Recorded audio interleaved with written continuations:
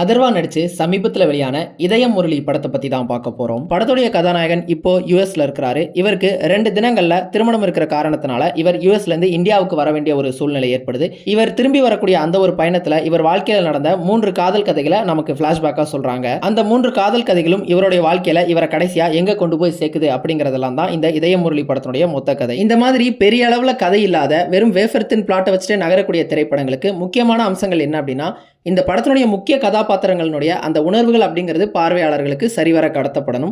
அதே மாதிரி அந்த காதல் ஜோடிக்கு இடையிலான அந்த கெமிஸ்ட்ரி ரசிக்க தகுந்த வகையில் இருக்கணும். ஆனா இந்த படத்துல இந்த ரெண்டுமே ஒர்க் அவுட் ஆகல. படத்தை பார்த்துக்கிட்டு இருக்கும்போது எந்த ஒரு தருணத்திலுமே இந்த 2 பேரும் சேர்ந்துடணும் அப்படிங்கிற அந்த எண்ணம் நமக்கு வரவே இல்லை. ஒரு படத்துல அதிகபட்சமா 1 அல்லது 2 தற்செயல் நிகழ்வுகள் இருக்கலாம். ஆனா இந்த ஒரு படத்துல பாத்தீங்க அப்படின்னா எல்லா முக்கிய நிகழ்வுகளுமே தற்செயலா தான் நடக்குது. அதை பார்க்கும் பொழுது இந்த கதையை அடுத்த கட்டத்துக்கு நகர்த்த முடியல அப்படிங்கும் பொழுது கதாநாயகனுடைய வாழ்க்கையில கடந்த காலத்துல இருந்த அந்த கதாபாத்திரங்களை திடீர்னு தற்செயலா சந்திக்கிற மாதிரியான காட்சிகள் வைக்கப்பட்டது. மொத்தத்துல இந்த இதய முரளி திரைப்படம் ஒரு முழுமையான திரைப்படம் மாதிரி தோணாம ஒரு சில நினைவுகள், அதோட ஒரு சில தற்செயலான நிகழ்வுகள் இது எல்லாத்தையும் ஒன்னா தச்சு உருவாக்கப்பட்ட ஒரு தொகுப்பு மாதிரி தான் இருந்தது.